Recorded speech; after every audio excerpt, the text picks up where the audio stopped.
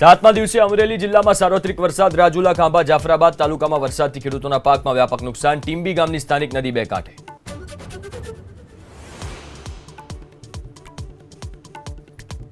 રાજકોટના જેતપુર વિસ્તારમાં સંભળાયો ભેદી ધડાકો. સાંજે 4:18 ભેડી ધડાકાથી લોકોમાં ભય. મામલતદારે શરૂ કરી તપાસ.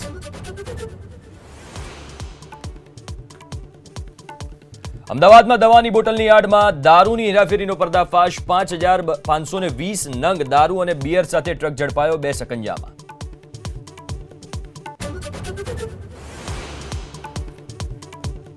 વલસાડના સંજાણમાં જાહેર રોડ પર ટુ વ્હીલર ચાલકની સ્ટંટબાજી. અન્ય વાહન ચાલકોના જીવ મૂક્યા જોખમમાં.